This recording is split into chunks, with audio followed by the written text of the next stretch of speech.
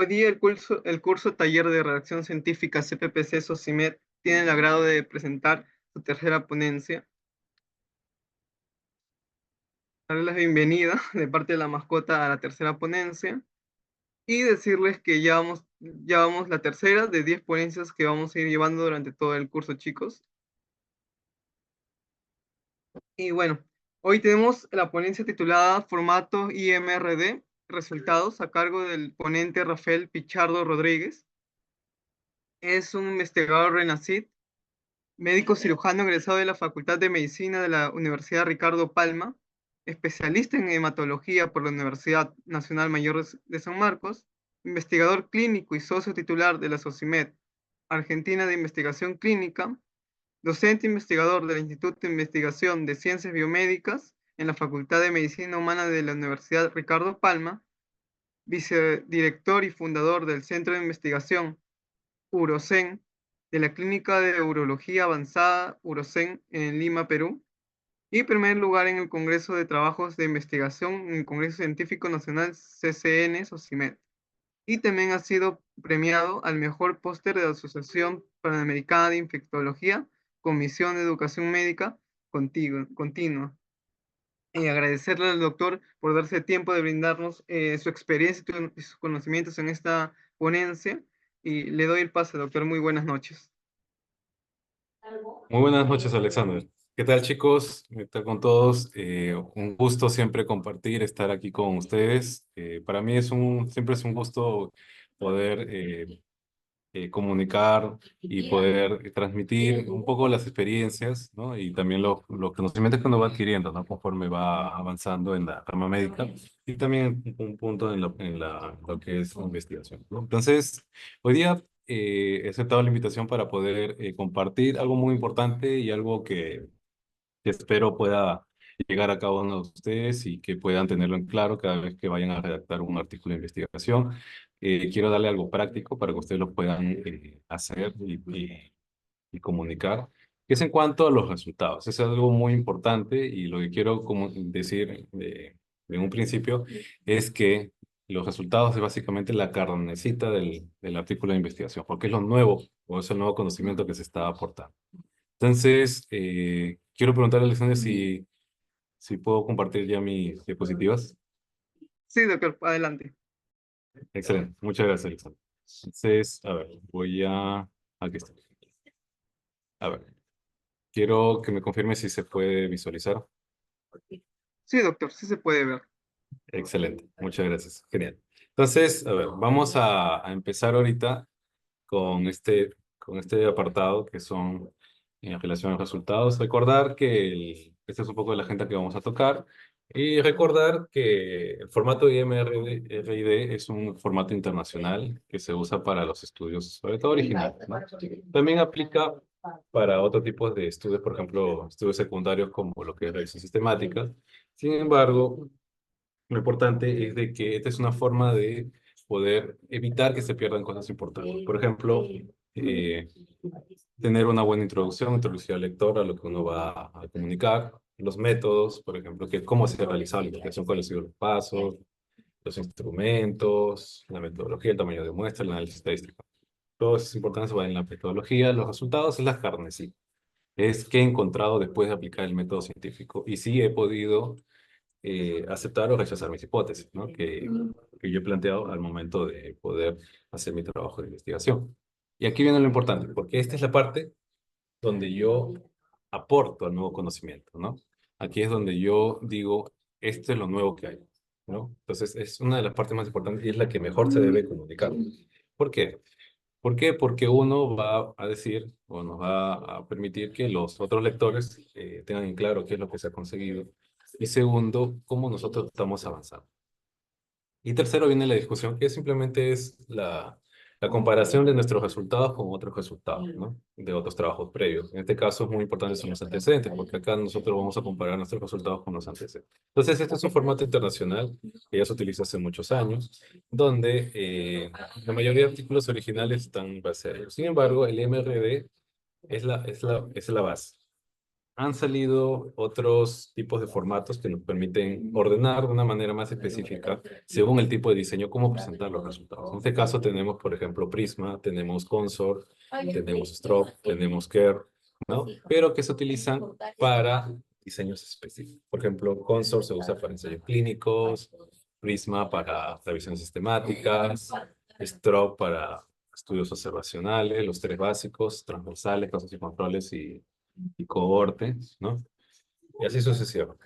Entonces, pero estas son guías que ya son más específicas y no dicen ya reporta de tal forma para este tipo de diseño, ¿no? Eso es lo que no dice. Sin embargo, hay que tener claro que de manera general tenemos que tener algunas consideraciones que ya lo vamos a hacer. Ahora, resultados representan el nuevo conocimiento. Nos dicen qué hemos encontrado y eso es lo más importante. Si yo quiero comunicar qué he encontrado, tengo que presentar bien mis resultados. Eso es importante. Segundo, que también es importante. Es importante decir, ¿no? A ver, no, este no, es, no lo hace ya. Segundo, los resultados deben seguirse, o como yo los redacto, deben seguir un orden metodológico. Muy bien, ¿no? Según las partes que deben seguir siempre. Sin embargo, lo más importante que ellos es de manera lógica. ¿Por qué lógica? Porque tiene que ir de acuerdo a mis objetivos. O sea, cuando yo hago un proyecto de investigación, yo planteo mi pregunta, planteo mis objetivos, mis hipótesis, ¿no? Mis hipótesis, mis objetivos. Y todo tiene que tener una consistencia y una congruencia. Y aquí es igual. Cuando yo voy a presentar mis resultados, tienen que ser congruentes con mis objetivos y con mis resultados, ¿no? Y con mi conclusión. ¿Por qué? Porque yo no puedo reportar, por ejemplo, yo estoy estudiando factores asociados y no solo voy a presentar solo la prevalencia, ¿no? Me estaría faltando ese objetivo, ¿no? No estaría logrando. Entonces, ese es un tema muy, muy importante. ¿Ya? Segundo, eh, orden metodológico, orden lógico. Segundo, y lo que ya comentábamos son las guías para poder redactarlo, ¿no? Entre las más conocidas tenemos PRISMA, ¿no? Para revisiones sistemáticas, Consort para los ensayos clínicos, Stroke para los estudios observacionales. Entonces, de manera de resumen de esta parte, los resultados es el punto central de la comunicación, la investigación científica, ¿no? Es como, ¿qué es lo que encontramos, ¿no? Que es reportando que estamos avanzando. Entonces, eso es importante. Ahora, lo que siempre les voy a decir y comunicar es que debe existir siempre coherencia entre los objetivos y los resultados, ¿ya? No, y a veces eso puede producir y a veces eso puede producir eh, eh, incluso hasta rechazos de las revistas científicas, ¿no? Porque a veces te evalúan el manuscrito y si no hay coherencia entre el cuerpo, ¿no? Entre los objetivos y resultados, ¿no? Básicamente está faltando a lo que vas a comunicar, ¿no? Entonces, eso es importante. Este es algo que le he traído que se llama prueba y contraprueba. Esto se usa cuando vamos a presentar proyectos de investigación al, por ejemplo, a subvenciones. ¿En qué consiste la prueba y la contraprueba? La prueba y la contraprueba es básicamente comprobar la concordancia entre objetivos, hipótesis, variables, métodos y todo, ¿no? Dentro del proyecto. Por ejemplo, vamos entre objetivo, hipótesis, ¿no? Vamos preguntando, ¿es consistente con la anterior? ¿No? Y vamos de arriba para abajo, desde la pregunta hasta el presupuesto. Y la contraprueba es lo que vamos a hacer después. Preguntarnos otra vez, pero al revés. Desde el presupuesto nos vamos hasta la pregunta. Con eso, ¿nosotros qué hacemos? Nosotros aseguramos que todas las partes del trabajo de investigación están enlazados entre sí. Ahora, ¿y qué tiene que esto que ver con los objetivos? Ya, este es para proyectos, pero también se puede aplicar para cuando ya terminamos el trabajo. Cuando ya terminamos el trabajo y hacemos nuestro manuscrito, podemos ver la concordancia entre los objetivos de la investigación, los métodos que se están aplicando y los resultados, ¿no? Y las conclusiones posteriormente, ¿no? Entonces, también podemos aplicar. Entonces, es bueno siempre, posteriormente, que ustedes vayan a terminar su manuscrito, hacer las pruebas. Hacen una prueba y una contraprueba. No solamente ustedes, sino invitar a alguien externo que les pueda ayudar con ese punto para que ustedes puedan tener mayor seguridad antes de enviar el manuscrito a publicar. ¿Por qué? Porque recuerden que cuando ustedes redacten, su manuscrito tiene que redactar, redactar y redactar. ¿Ya? Lo primero que ustedes redacten no es lo que van a enviar. ¿Ya? Eso nunca es. ¿Por qué? Porque tiene que pasar por varias revisiones. Inclusive se recomienda que pase por una revisión con alguien externo para ver si es que hay algo. Porque cuando uno escribe un trabajo de investigación, a veces se le puede pasar cosas por muchos motivos. Entre ellos puede ser por la misma, de manera subconsciente, ¿no? Debido a al querer publicar, ¿no? Entonces, pero esas partes que faltan los puede ver otra persona que no sean ustedes. Entonces, por eso ¿sabes? Es importante que las pueda revisar alguien externo para que les pueda decir, oye, no, mira, yo quiero que esto le falta esto, le puedes agregar esto, o te falta esto, es importante que lo hayas agregado, ¿no? Entonces, es importante. Entonces, cuando ustedes redacten un manuscrito, tienen que escribir, escribir y escribir, ¿vale? Revisar. Si revisan 10 veces, 20 veces, no hay problema. Lo importante es que cuando ustedes envíen, no les rechacen porque no está bien escrito. Entonces, es una parte, ¿no? Que ustedes pueden tener en cuenta. Pero acá hay algo importante que debemos comunicar. Por ejemplo, cuando los resultados no son correctamente presentados. Los resultados no son correctamente presentados ¿cuándo? Primero, cuando hay redundancia de resultados. Por ejemplo, cuando pueden abrir tal vez un archivo de alguna tesis que se haya hecho hace mucho tiempo, o un artículo, ¿no? Una revista tal vez no indexadas. Vamos a ver que a veces presenta, por ejemplo, para la variable sexo, describen en un texto cuál es la frecuencia, presentan una tabla y a la vez presentan un gráfico. Eso no se puede hacer. ¿Por qué? Porque estás redundando información. Uno, que tienes mucho espacio que estás ocupando. Y segundo, es de que estás repitiendo la información, algo que ya lo has descrito con el texto o has presentado un gráfico, ya está muy descrito ahí. Entonces es innecesario por volver a repetir eso. Entonces, o presentas una tabla o una figura o un texto, ¿no? Sobre todo si son revistas científicas, en este caso, como ya estamos en esta redacción, ahí la cantidad de texto que uno va a usar, el número de palabras es mucho menor. Recuerden que para un artículo original pueden ser hasta 2.500 hasta 3.000 palabras, inclusive hasta menos, ¿no? Entonces, eh, es poco el texto que ustedes van a tener para reportar, ¿no? Entonces, porque en introducción, en discusión se le va a ir por lo menos 500 a 900 hasta 1.000 palabras. En introducción se le irán igual, unas 300, 500. Entonces, se le va reduciendo, ¿no? Entonces, metodología se irá unas 500 a 1.000, ¿no? Más o menos. Entonces, ahí va girando la cosa. Entonces, tiene que ser lo más sucinto y preciso, ¿ya? No redunden información, presenten la información clara y precisa que ustedes deciden, ¿ya? O presentan o una figura, o presentan un texto, o presentan una tabla, pero nunca repitan la información, ¿ya? ¿Cuándo pueden presentar un texto y una tabla, o un texto y una figura?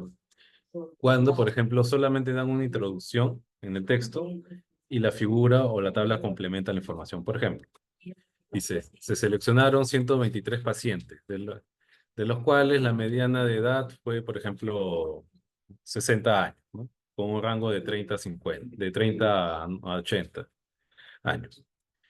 Y ponen punto para seguir viendo las características de los pacientes, vea la tabla 1, ¿no? Entonces, ahí sí pueden colocar texto y tabla, ¿no? O sea, uno da una introducción y de ahí pasa la tabla para que siga escribiendo, ¿no? A veces eso se hace bastante. ¿Por qué? Porque describir la sola descripción, características generales, que es igual o similar a decir el análisis descriptivo estadístico, presentarlo en una tabla, todo eso es mucho mejor. ¿Por qué? Porque, porque nos ahorra espacio, ¿no? Nos ahorra espacio en el texto que nosotros podemos utilizarlo para después plantear alguna novedad en la discusión, ¿no? O presentar de manera más detallada los resultados más importantes. Si es que no es un estudio descriptivo en sí. Ahora, segundo, la presentación de sobre resultados. A veces he visto que presentan, por ejemplo, hacen un análisis de regresión logística y presentan todos los puntos y los pasos de la regresión logística, y eso no es cierto. Reportan el WOL, reportan el R cuadrado y todo lo demás.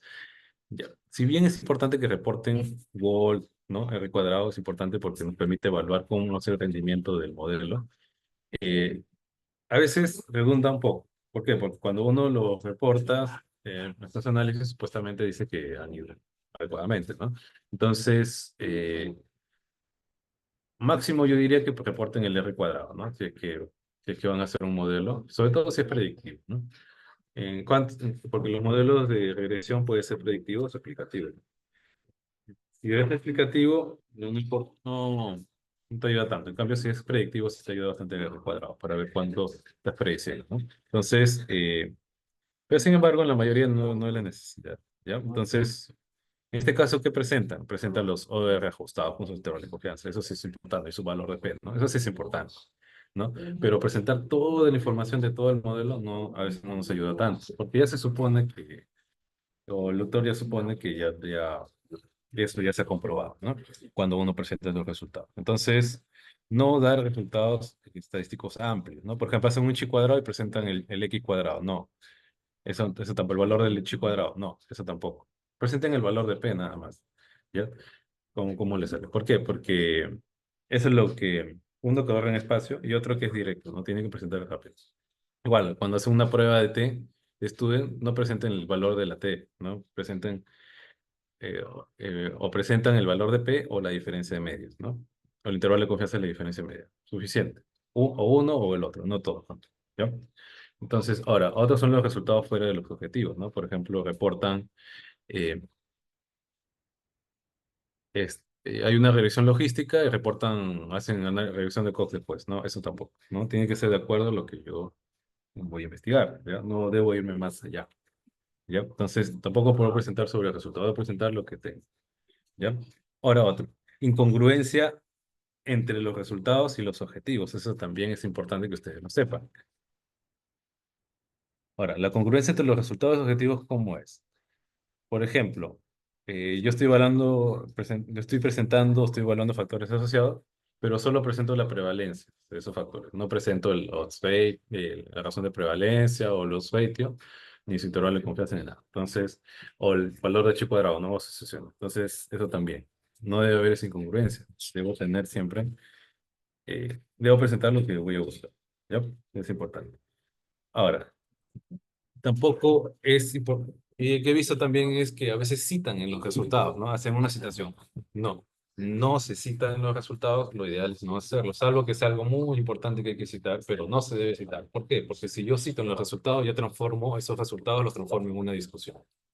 Y eso no debe ser, ¿ya? Yo debo, si yo voy a comparar los resultados con otro, algo previo, debe ser la discusión, no debe ser en los resultados, ¿ya?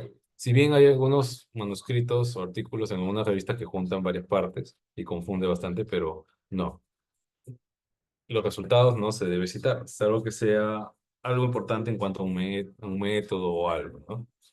Nada más, así puntual, ¿no? Pero no se debe hacer porque eh, no, el resultado no debe ser una discusión. Nunca, ¿ya? Los resultados deben ser los resultados, lo que yo he encontrado es la materia prima que yo estoy presentando. Y punto. Y eso es. Entonces, ¿qué recomendaciones? Yo recomiendo, para cuando ustedes vayan a escribir su parte de sus resultados, seguir primero los lineamientos establecidos por cada diseño. Muy bien, yo hago un ensayo clínico, genial. Entonces, yo tengo que ver la declaración consort para ver cómo voy a pues, describir mi manuscrito y cómo voy a detallar los resultados. Eso es lo primero, no según el diseño. Por ejemplo, yo hago una revisión sistemática, tengo que buscar Prisma y ver cómo se está comportando.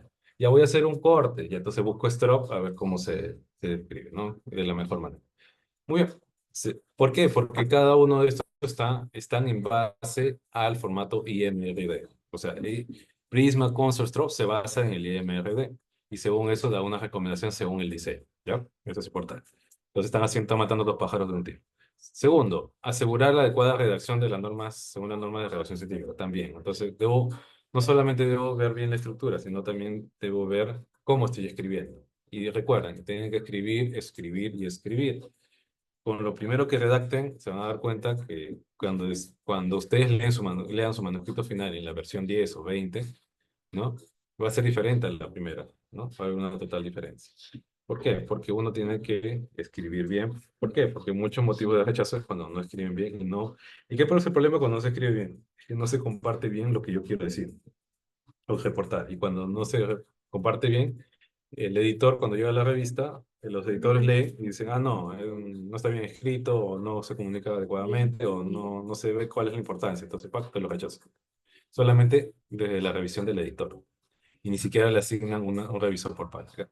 Entonces, eso es importante. ¿Ya? Muy bien, entonces eso es uno. Segundo, hay que seguir la secuencia lógica de los objetivos, asegurar que se responda el general. Entonces, después de que estamos escribiendo bien, hay que seguir la secuencia lógica de lo mismo, ¿no? Hay que asegurar que se responda. Por ejemplo, hay que asegurarnos que los resultados estén de acuerdo a nuestros objetivos, ¿no? Por ejemplo, yo tengo que presentar sí o sí el resultado que se asocia a mi objetivo, ¿ya? Eso es importante.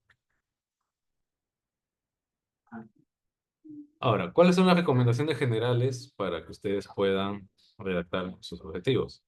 Primero, ¿cómo ¿qué es lo primero que tengo que redactar en los objetivos? Primero, ¿cómo se seleccionaron los pacientes? Por ejemplo, si yo estoy haciendo un estudio de casos y controles, tengo que poner primero, uno, cuántos pacientes encontré y de ahí cuántos pacientes los incluí en el grupo de casos y cuántos pacientes los incluí en el grupo de controles y cuántos excluí. Y de ahí, lo ideal es que haga un diagrama de flujo, ¿no?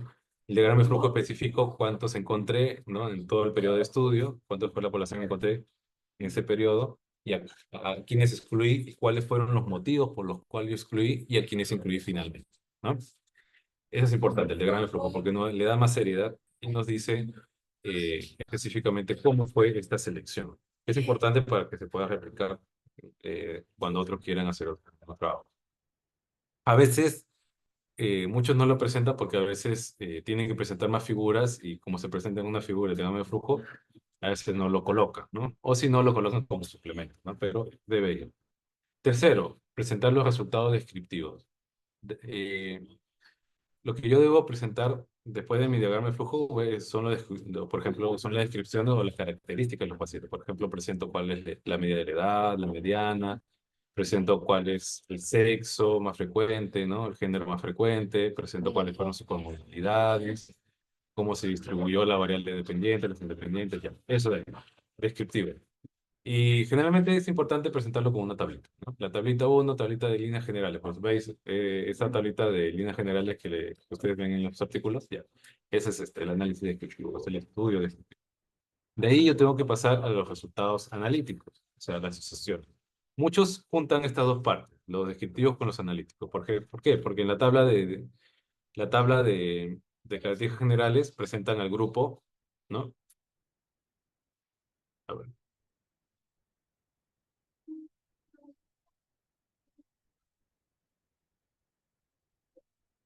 ya, hay una tabla, ejemplo acá, ¿sí?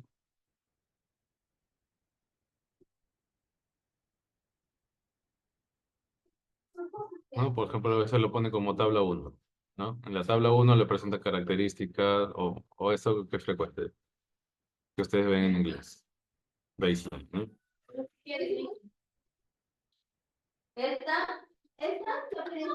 ¿No? Y lo que ustedes ven, por ejemplo, acá, por ejemplo, el grupo de casos, se presentan, ¿no? Casos, acá controles, ¿no? Y acá le presentan un valor de P, ¿no? ¿No? Un valor de P. Por ejemplo, acá sexo, ¿no? Femenino, masculino, ¿no? Acá le ponen, por ejemplo, acá fueron 36 por ejemplo, y acá el porcentaje, ¿no? Por ejemplo, 40%, ¿no? Acá fueron, por ejemplo, 15 y acá fue, por ejemplo, 10%, ¿no? Y acá, por ejemplo, acá fue 60, a ver, 60, supongamos, ¿ya? Acá es, ya, que sea el complemento, 60%.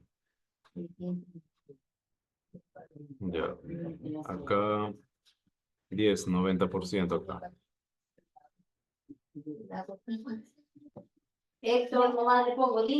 Pongamos acá que sean 70, por ejemplo. ¿Ya? Entonces, acá femenino, masculino, acá están las frecuencias con sus porcentajes y acá te ponen el valor de P. Acá fue significativo, por ejemplo. Como hay diferencia de proporciones, acá 0.0, 0, listo, acá. Entonces, Acá estás presentando primero los resultados descriptivos, porque estás demostrando en cada grupo cómo se distribuye la variable, ¿no? O sea, cuánto fue la frecuencia y el porcentaje, ¿no? Eso es estudio descriptivo. Y después, ¿qué estás viendo?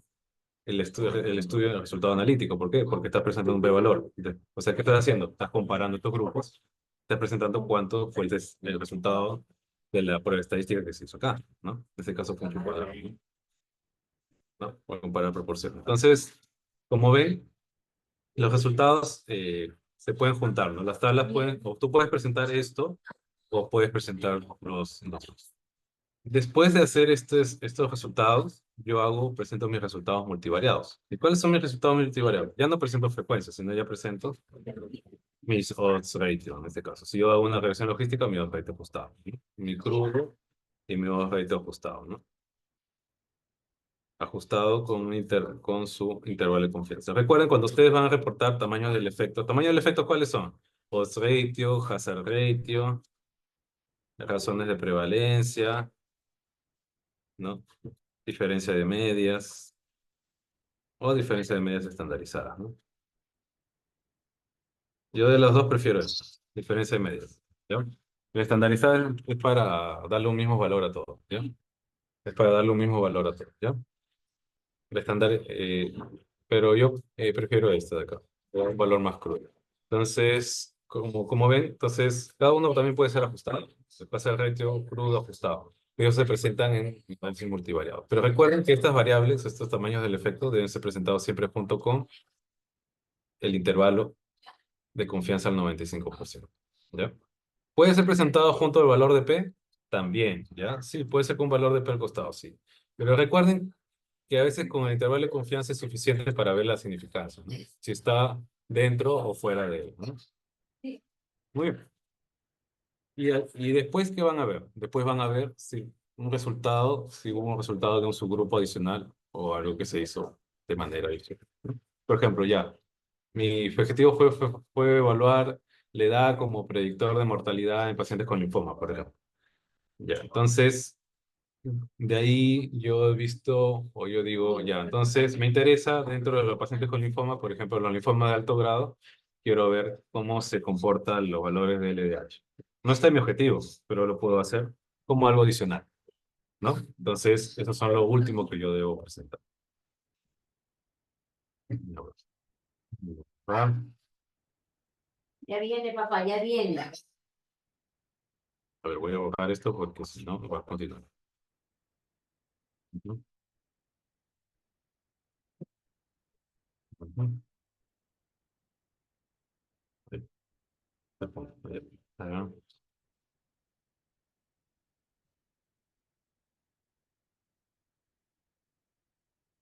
ya, a ver. Muy bien. Entonces, por ejemplo, veamos. Resultados. La primera parte que yo les comenté. Tienen que presentar cómo se selecciona. Por ejemplo, seleccionaron un total de 72 pacientes, fueron incluidos en el análisis, ¿no? Acá pueden complementar, por ejemplo, con un diagrama de flujo, ¿no? Sí, cuántos fueron seleccionados, cuántos se encontró y todo eso. Y aquí lo vamos a ver. Este es por ejemplo, un ejemplo de diagrama de flujo, por ejemplo, cómo se seleccionaron, ¿no? Acá, por ejemplo, en el cohorte de descubrimiento de derivación, ¿no? Con pacientes con linfoma de células B grande, ¿no? Grandes B, fueron 107.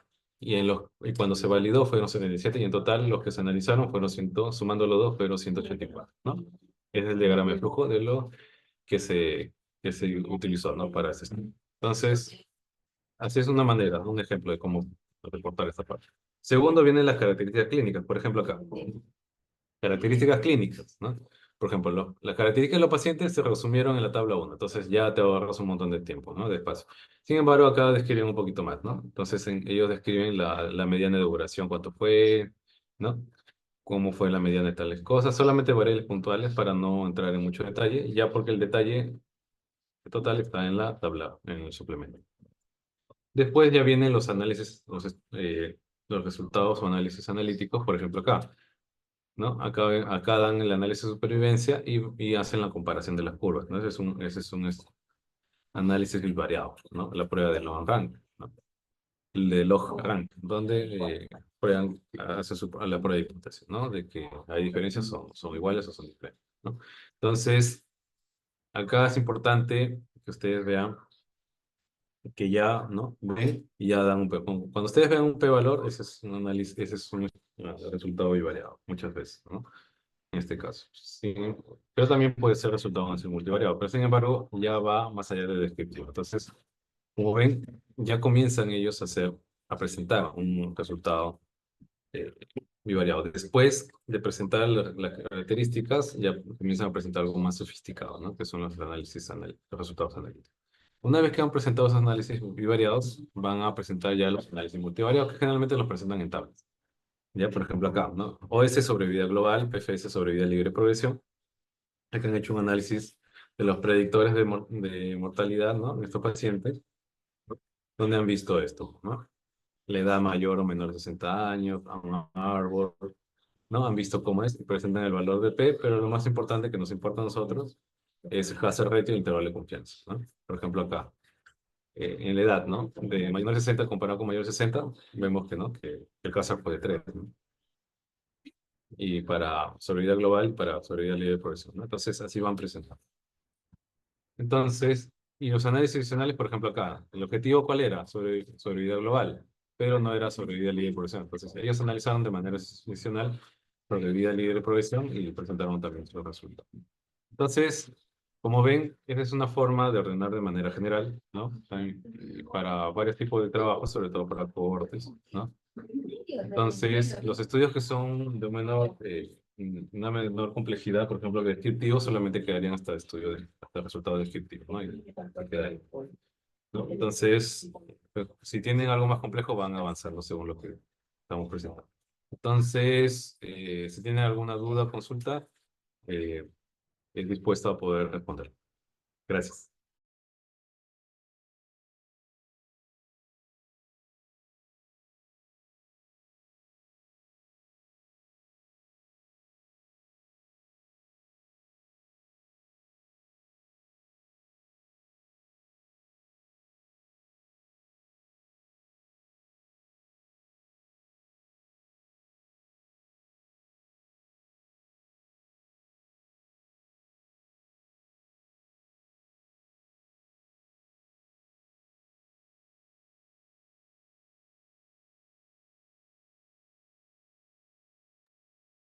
Buenas noches, doctor Ricardo.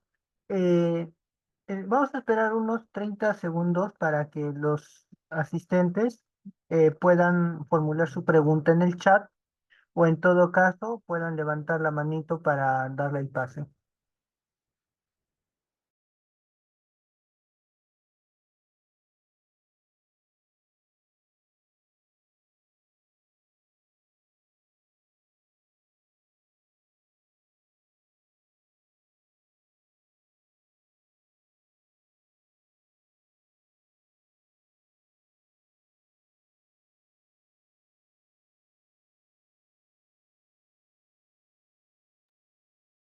Eh, Buenas noches, doctor Ricardo.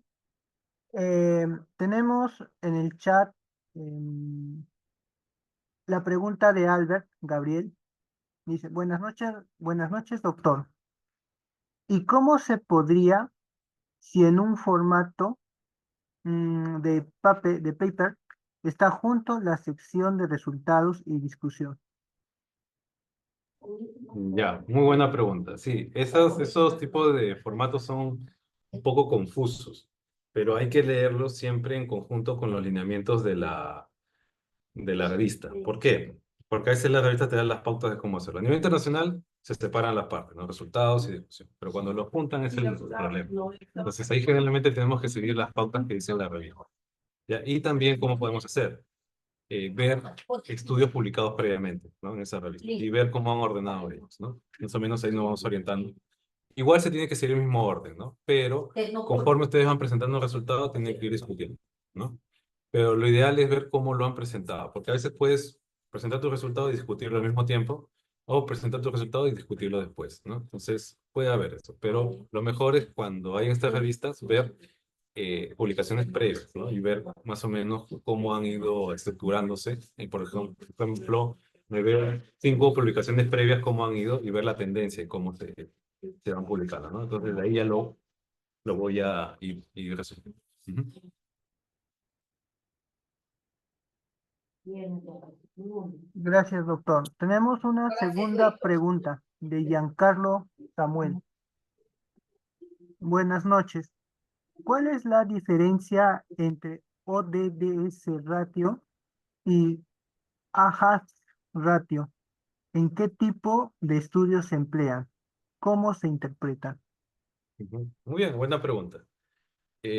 Nosotros tenemos medidas de tamaño del efecto y eso está dentro de lo que son medidas de tamaño del efecto, ¿no? O sea, cuánto es la diferencia de la fuerza y la dirección, ¿no? De las asociaciones que estamos viendo. Odds ratio, básicamente, ¿qué es? Es una ración de momios o es un producto cruzado. ¿Qué quiere decir? No quiere decir que básicamente es la probabilidad de que algo suceda versus que no suceda, ¿ya?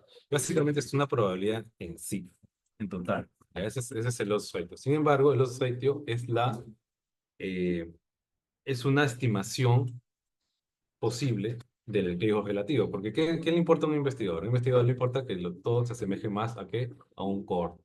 Porque un corte es el estudio donde uno puede determinar con mayor fiabilidad la causalidad. Como los estudios de casos y controles o otro tipo de estudios, generalmente son estudios transversales, ¿ya? O miden en un solo tiempo, no pueden determinar la temporalidad. Entonces, los ratios se ha hecho para que cuando uno no puede medir directamente la diferencia de incidencias o la razón de incidencias, que básicamente es el juego relativo, ¿qué tiene que hacer? Tiene que aproximarlo. ¿Cómo lo aproxima? Con probabilidades. ¿Qué probabilidades? Con odds.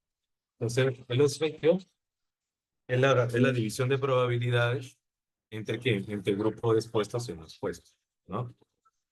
Entonces, por eso se llama objetivo, ¿no? Odds, ¿no? Entonces, el objetivo, ¿qué nos permite? Nos permite básicamente eso. Nos permite estimar aproximadamente el riesgo relativo, ¿no? Si bien cuando en el grupo control la proporción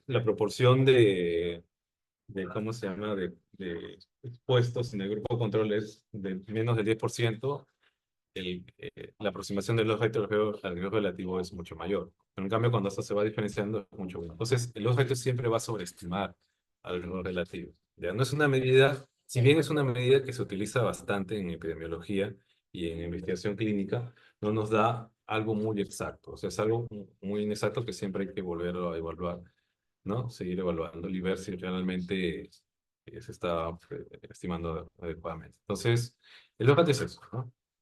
Pero es una medida fija, o sea, te mide en un solo momento qué es lo que está pasando, ¿no? Eso es los ratios. Pero ¿qué pasa con el hazard ratio? El hazard ratio no. El hazard ratio es diferente, el concepto es distinto. ¿Por qué? Porque el hazard ratio te mide el riesgo conforme va pasando el tiempo. O sea, es una medida dinámica.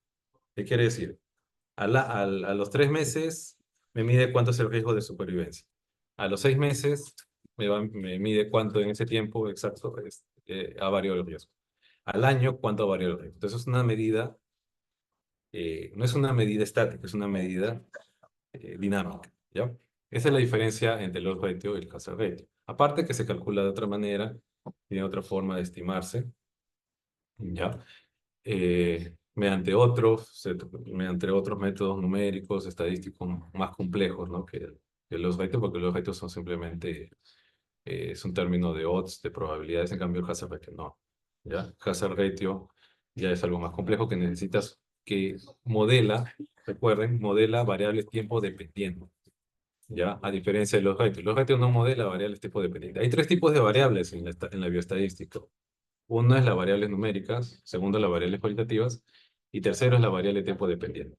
Entonces, hazard ratio es el único que modela este tipo de variable, ¿ya? Variable tiempo dependiente. Odds ratio no. Entonces, ¿cuál nos interesa más cuando da más información? El hazard ratio, ¿ya?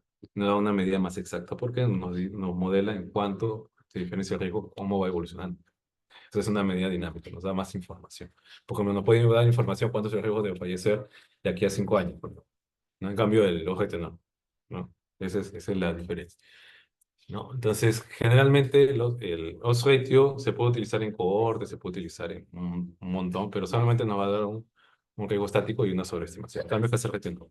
Hazard ratio, la única forma de estimarlo es mediante un estudio de cohortes, ¿no? Donde hay seguimiento y hay estimación del tiempo de seguimiento, ¿ya? Solamente ahí se puede, claro, ¿no? Ahora, la interpretación es la misma, pues, ¿no?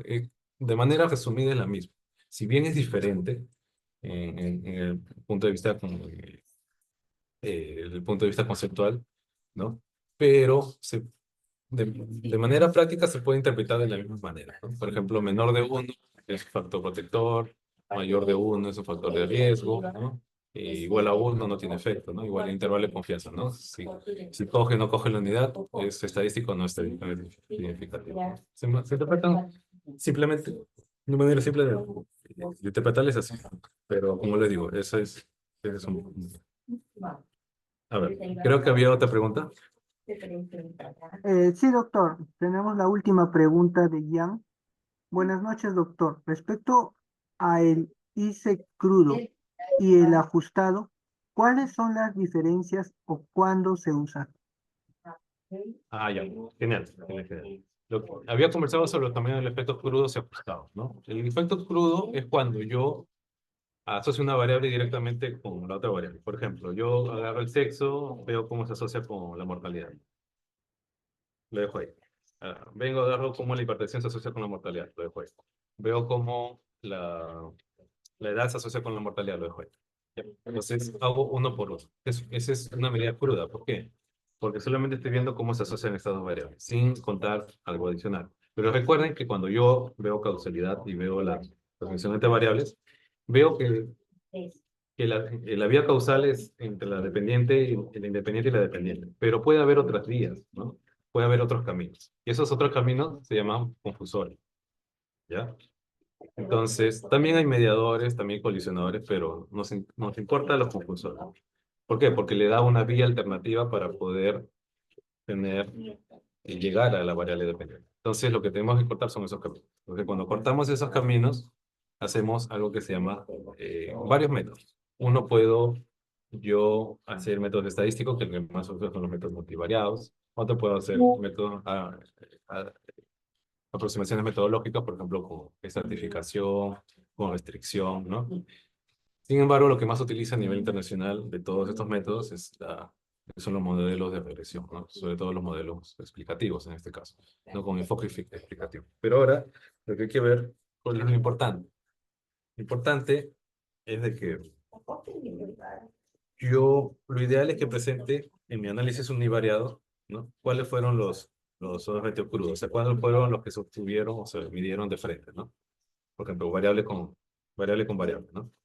Y después tengo que ver cómo estas variables se asociaron y cómo se cambió o cómo se modificó este objeto, ¿no? Después de ajustar a las otras variables. O sea, ¿qué quiere decir? A la hora de cortar los caminos adicionales que había, ¿no? Y ver directamente la asociación de esta variable, ¿no? Ese es el OR ajustado. Entonces, generalmente, ¿cómo lo refuerzas? OR crudo en una columna con su intervalo de confianza y el OR ajustado con su intervalo de confianza en la siguiente columna, ¿no? Y ahí se ve más o menos cómo se dieron los cambios. Recuerden que si ustedes ven un cambio del más de 10% entre el crudo y el ajustado, por ejemplo, el crudo te salió 2.10 y el ajustado te salió 1.8. Hay un cambio de más del 10%, o sea, hay 0.3 de diferencia, ¿no? Que es igual a 30% si lo multiplicamos por 100. Entonces, ¿eso qué nos indica? Cuando hay cambio de más del 10% en un modelo multivariado, nos dice que ha habido confusión. ¿Ya? Que los otros variables que los confusores se han ajustado. ¿Ya? En cambio, si no se modifica mucho, es que no ha habido ese efecto. ¿Ya? Entonces, muy bien. Entonces, creo que no hay más preguntas. A ver, Alexander o Anthony.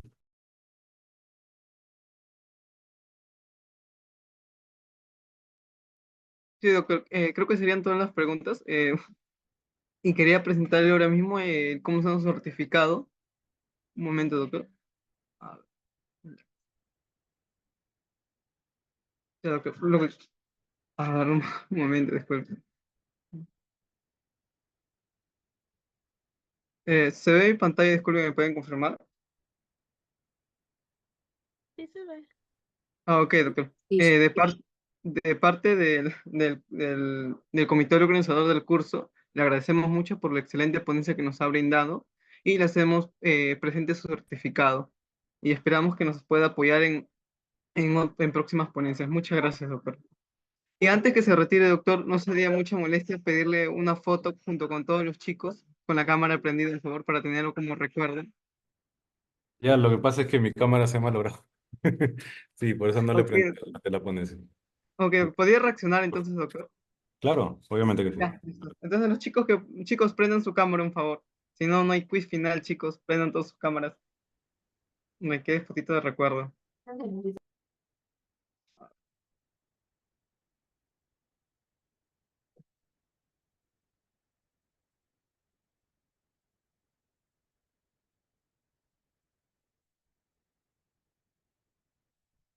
Pati, ¿nos das la cuenta para tomar las fotos? Ya. Chicos, buenas noches. A ver, un minutito más para que puedan prender todas sus camaritas y poder tener la foto final de recuerdo. Ya, ya. Creo que